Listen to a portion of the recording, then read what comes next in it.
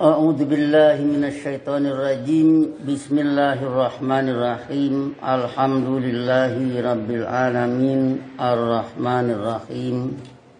Maliki yaumiddin. Iyyaka na'budu wa iyyaka nasta'in. Ihdinas siratal mustaqim. Siratal ladzina an'amta 'alaihim ghairil maghdubi 'alaihim waladdallin. Asyhadu an la ilaha illallah wahdahu la syarikalah wa asyhadu anna Muhammadan 'abduhu wa rasuluh.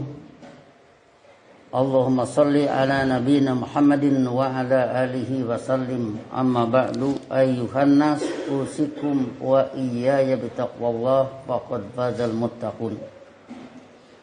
Sidang Jumat yang saya hormati, pada kesempatan wasiat bertakwa pada saat ini,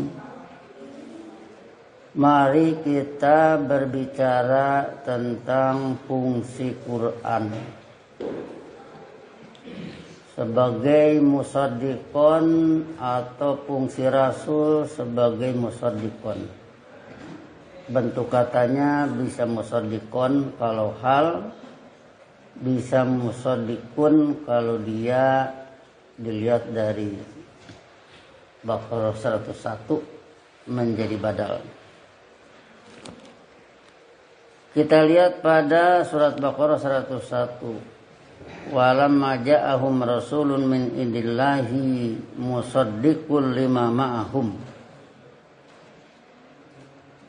Yaitu ketika seorang rasul dari kebijakan Allah datang kepada mereka. Musaddiqul lima ma'ahum di sini menjadi badal, yaitu pelurus bagi apa, yaitu doktrin yang ada bersama mereka. Nabada fariqum minal ladzina utul kitab, sekelompok dari para ahli kitab melemparkan, membuang kitab Allah wara'a duhurihim, ke belakang punggung mereka. Ka'annahum la ya'lamun, seolah-olah mereka tidak berilmu yang demikian agung. Ayat ini menjelaskan tentang fungsi Rasul. Di sini dikatakan musaddiqun. Musaddiqun dari kata saddaqa yusaddiqu, bisa diartikan membetulkan. Di sini kita artikan meluruskan. Kalau diartikan membetulkan, maka musaddiqun adalah pembetul. Pembetul dalam arti tukang membetulkan. Kalau kita artikan pelurus dalam arti bahwa ajaran Allah itu dari rasul-rasul sebelumnya telah dibengkokkan. Padahal Allah tidak pernah membuat kebengkokan. Walam yaj'al lahu iwajan. Jadi inilah yang mau kita pertajam pada kali ini, sehubungan dengan fungsi Rasul sebagai pelurus. Jadi kalau kita ingin punya gambaran yang sederhana, kita bisa mengatakan bahwa misalkan dari Nabi, dari Rasul sebelum Nabi Muhammad, yaitu Nabi Isa. Nabi Isa dengan kitab Injil itu adalah wahyu dari Allah. Kemudian Nabi Isa alaihissalam berhasil sampai, kalau kata surat Sof, fa asbahu dohirin, ujung surat Sof. Maka menjadilah Bani Israel muncul dengan rasulnya Nabi Isa. Nah, jadi dari Nabi Isa ini selanjutnya kalau dihitung dari surat An'am 112, wa kadzalika ja'alna likulli nabiyyin aduwan, yaitu seperti itulah kami membuat bagi setiap sunnah rasul musuh. Syayatinal insi wal jinni, yaitu setan-setan manusia dan jin.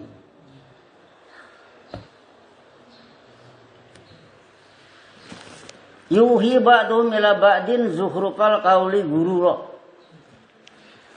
yang mana sebagian mereka mengajarkan pada bagian yang lain apa yang diajarkannya, zuhrufal qauli, omongan yang indah-indah. Gurura menjadi tipu daya. Jadi omongan indah itu diperindah oleh sayatinal insi wal jinni, yang ujungnya berfungsi jadi tipu daya. Dari ayat ini maka kelihatan sekali bahwa sunnah Nabi Isa dibengkokkan oleh gerakan ini.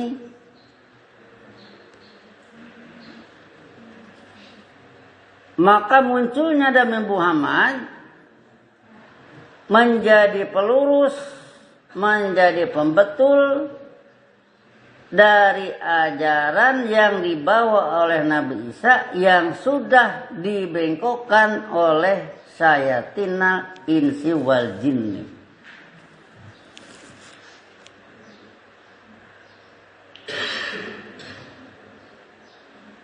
Orang-orang yang ikut Nabi Muhammad, yang mendukung dakwah Nabi Muhammad, itu adalah orang-orang yang sembuh dari kebengkokan-kebengkokan, antara lain dari sunnah Nabi Isa. Dan bukan itu saja, sebab Nabi Isa pun musaddiqon juga lima bayna yadaihi minat Taurat, dari apa yang ada di hadapannya dari Taurat. Jadi artinya seorang rasul dari Allah membawa ajaran yang lurus, ajaran yang betul, kemudian muncul setan di kotak-katik, jadilah zuhrufal qauli, omongannya indah-indah, tapi gurura jadi tipu daya.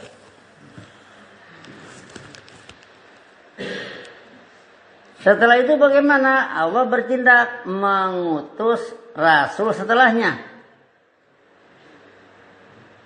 Musaddiqun. Kalau patah musaddiqon, menjadi pelurus dari ajaran yang sudah dibengkokkan. Orang yang ikut rasul itu berarti sembuh dari penyakit kebengkokan.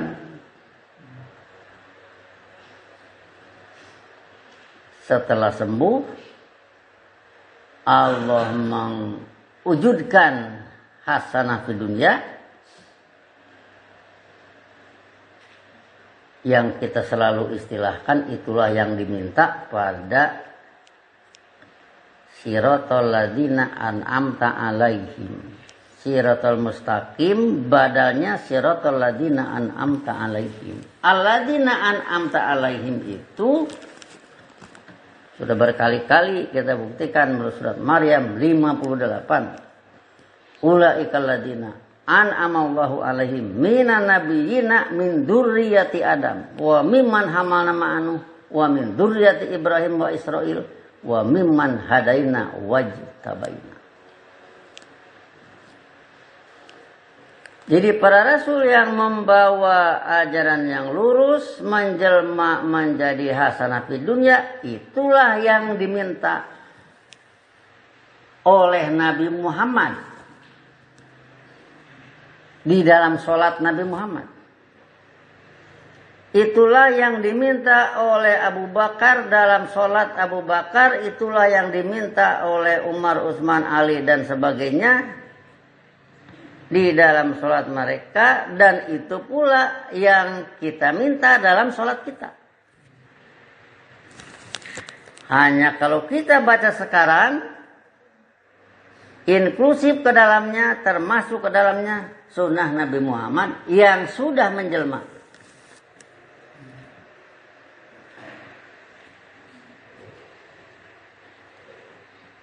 Setelah itu bagaimana? Ya kembali lagi diingatkan oleh surat An'am 112, wa kadzalika ja'alna likulli nabiyyin aduwan syayatina insi wal jinni yuhi ba'dhum ila ba'din zuhrufal qawli gurur. Berarti perlu diwaspadai adanya kebengkokan setelah Nabi Muhammad. Kalau kita kembali kepada ayat yang sudah pernah diberikan, innalladzi farada 'alaikal Qur'an la radduka ila ma'adin. Sesungguhnya yang mewajibkan Quran kepada Anda yaitu Allah, andanya Nabi Muhammad, la radduka adalah benar-benar yang mengembalikan Anda, mengembalikan sunnah Anda ila ma'adin, ke suatu perulangan. Jadi berarti siapapun harus waspada dengan pembengkokan setelah Nabi Muhammad menuju ke arah ma'adin. Kalau kata hadis, khairul qurun qarni wa qarnun min ba'di. Kenapa kita berbicara itu? Yang kita bicarakan di ayat Quran. Kita bukan ngarang-ngarang. Itu ayat Quran. Itu hudal lil muttaqin. Siapa yang mau takwa, pedomannya itu.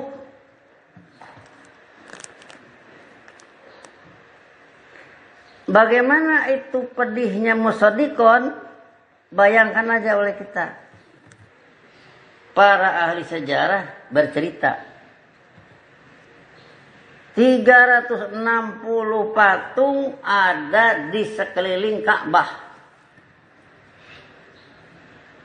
Patung lambang dari Suroka. Suroka jama dari Syarikun, yang ikut serta membuat kebijakan selain kebijakan Allah. Musyrikunnya yang mengikut sertakan Suroka menjadi pembuat kebijakan selain kebijakan Allah.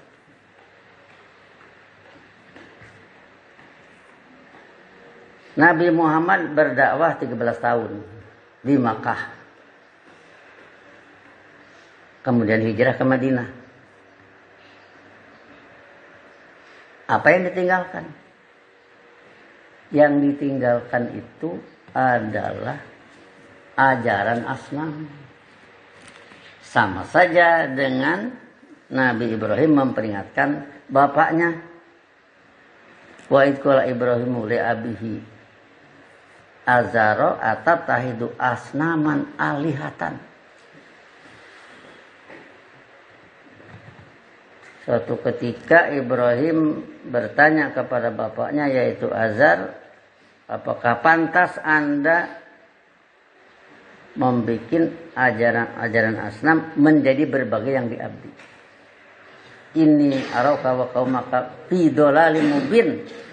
Sesungguhnya aku secara ilmiah melihat Anda dan bangsa Anda ada dalam kesesatan yang nyata.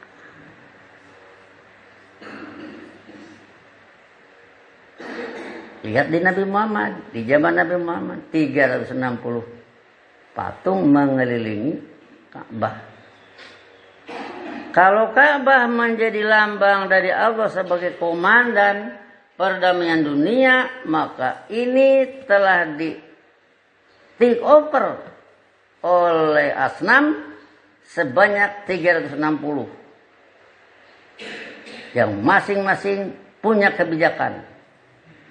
Yang kebijakan ini tentu min dunillah, selain kebijakan Allah. Apakah patung-patung itu dibasmi oleh Nabi Muhammad ketika turun Iqra bismi rabbikal ladzi khalaq? Sebab rabbika bukan patung. Tidak demikian. Berarti di masa Nabi Muhammad berdakwah di Mekah, didukung oleh Khadijah, didukung oleh Abu Bakar, Umar, Utsman, Ali, dan sahabat-sahabat yang lainnya, patung tetap underglaying di sana. Padahal itu yang luar bismi rabbika.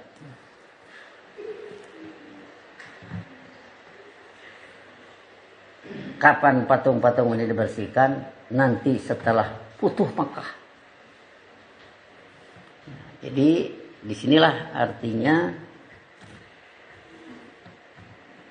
musaddiqun atau musaddiqun Nabi Muhammad meluruskan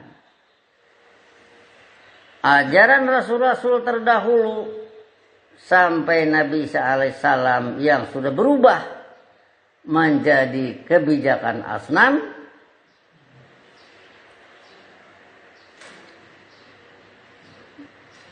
Itu berjalan sekian lama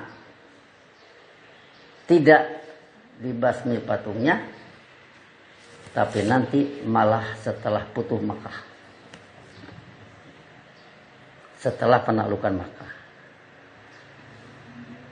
Jadi disinilah maka perlu kita semua berhati-hati yang berharap wa minhum may yaqulu rabbana atina fid dunya hasanah wa fil akhirati hasanah wa qina adzabannar. Perlu berhati-hati bahwa wa kadzalika ja'alna likulli nabiyyin aduwan syayatina insi wal jinni setelah Nabi Muhammad. Kenapa ini kita persoalkan? Sebab kalau ini tidak diberesi, ini tidak ditertibkan, maka hasanah di dunia mustahil bakal muncul. Inna Allaha la yaghfiru ayyushraka bihi. Sesungguhnya Allah dengan penuh ajaran menurut sunnah Rasulnya tidak bakal mengislah bahwa kebijakannya diikut sertai. Diikut sertai siapa? Diikut sertai oleh patung-patung. Diikut sertai oleh suraka. Kebijakan Allah itu harus bersih. Kebijakan Allah saja. Harus la ilaha illallah. La ma'buda illallah. Tidak ada yang diabdi kecuali Allah dengan penurunan ajaran menurut sunnah Rasulnya. Allah menurunkan ajaran, Rasulnya yaitu Nabi Muhammad yang mempraktekkan, maka ajaran itu dibimbing dalam pelaksanaannya oleh Nabi Muhammad. Kita ambil beberapa contoh di antaranya yang sudah kita kemukakan. Aqimis sholata liduluki syamsi ila ghasaqil laili wa Qur'an al-fajri. Di sana disebut 3. 1 duluki syamsi, gelincir matahari. 2 ghasaqil laili, gelapnya malam. 3 Qur'an al-fajri, bacaan fajar. 3 disebut, begitu dipraktekkan oleh Nabi Muhammad jadi sholat 5 waktu.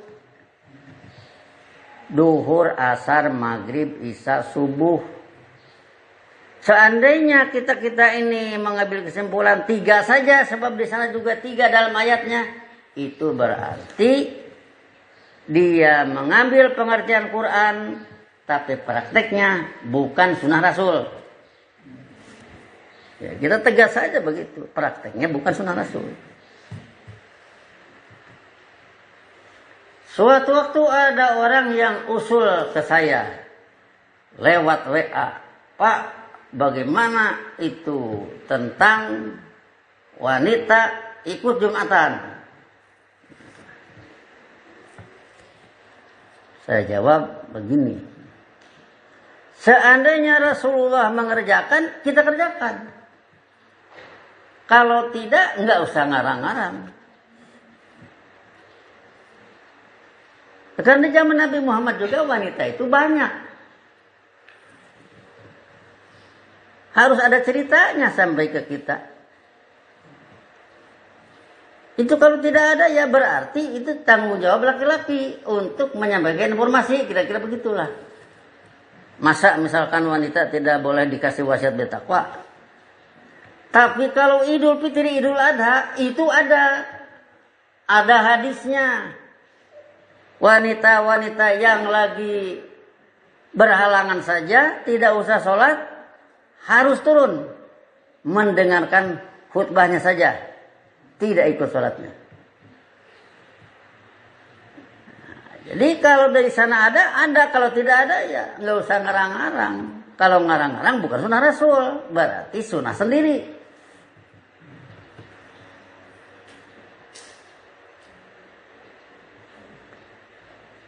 Nah, jadi disinilah artinya Al-Quran menurut sunnah Rasul.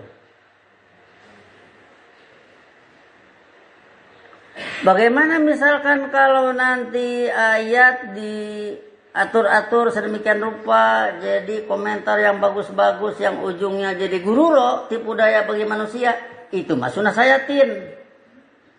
Yang ada pada Al-An'am 112. Kalau mau kaya, kalau mau itu, mau ini, melalui itu, ya bisa lakukan itu. Tapi itu jangan disebut itu sunnah Rasul, itu sunnah sayatin.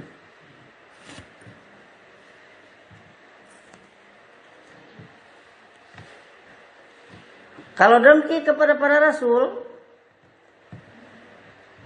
am yahsuduna nasa ala ma atahumullah min fadlihi, yaitu alladzina utu nasiban minal kitab, pada surat Nisa 51. Alam taro ilal ladzina utu nasiban minal kitab yu'minuna bil jibti wat tagut. Apakah Anda tidak melihat secara ilmiah mereka yang telah diberi bagian dari kitab?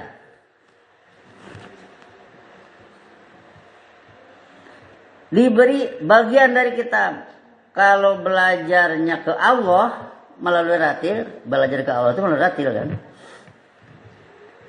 Itu tidak pernah Allah memberikan sepotong-sepotong, mesti seluruhnya. Oh, saya baru belajar sedikit. Iya, belajar sedikit, tapi tidak bermaksud sesedikit itu terus berhenti, enggak. Terus dipelajari. Cuman belum sampai. Tapi kalau di stop, misalkan belajar sholat, kaifiatnya saja. Yang penting menghadap Ka'bah, tutup aurat, bacaan fasih. Dengan kata lain, biar enggak mengerti juga. Tidak begitu. Itu namanya sepotong-sepotong. Nasiban minal kitab. karena mereka diberi bagian dari kitab, maka terjadinya yu'minuna bil jibti wa togut. Mereka itu berpandangan dan bersikap hidup menurut ajaran jibti dan togut. Wa yaquluna lil ladzina kafaru, serta mereka menyatakan kepada orang bersikap negatif, beri informasi kepada yang negatif. Haula'i, kemana haula'inya? Jibti wa togut. Ahda adalah yang lebih mempedomani diri minal ladzina amanu, banding orang yang beriman, sabila, diukur dari jalan kehidupan. Kenapa begitu menilainya? Ya, karena kitabnya itu sebagian.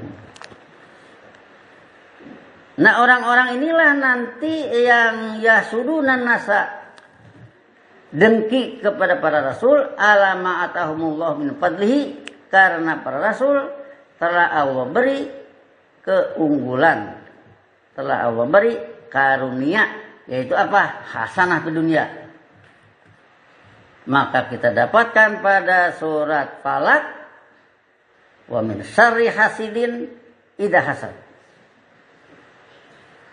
Berlindung dengan ajaran Allah dari bahaya penghasud apabila menghasud. Siapa menghasudnya? Yaitu orang yang utu nasiban minal kitab, menghasud, dengki kepada para rasul. Nah, jadi disinilah artinya kalau kita berhadapan dengan urusan musodikun, urusan musodikon, seperti itulah. Satu, tidak bisa gegabah. Dua, harus menjadi jelas. Jelas alasan ilmiahnya. Jelas hubungannya dengan memperbaiki satu pengertian yang tidak nyambung dengan hasanah di dunia.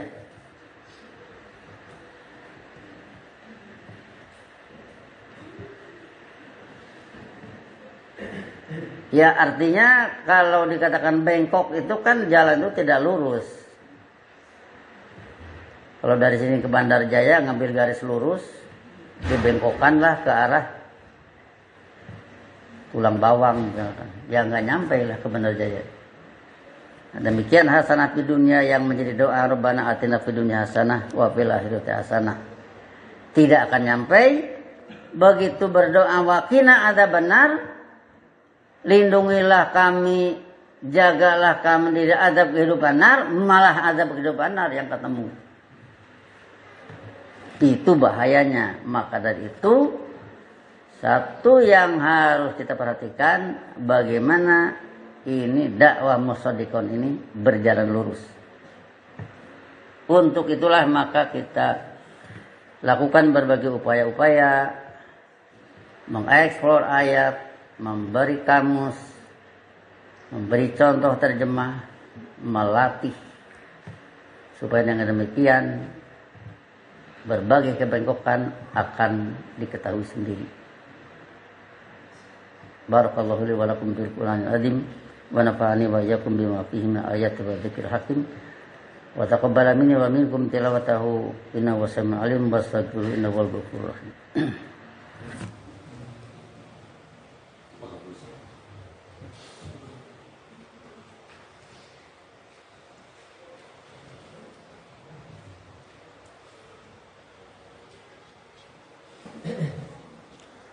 Alhamdulillahilladzi wa'ada alladziina aamanu wa 'amilus sholihati minhum maghfiratan wa ajran 'azima. Asyhadu an la ilaha illallah wahdahu la syarikalah wa asyhadu anna Muhammadan abduhu wa rasuluh. Allahumma shalli ala nabiyina Muhammadin wa ala alihi wasallim. Amma ba'du ayyuhan nas usikum wa iyaya bi taqwallah faqad bazal muttaqin.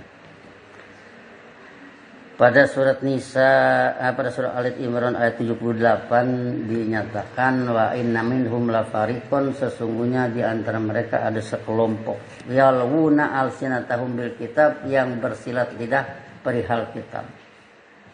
Litahsabuhum minal kitab, supaya kalian mengira yang demikian dari kitab. Wa ma huwa minal kitab, padahal yang demikian bukan dari kitab.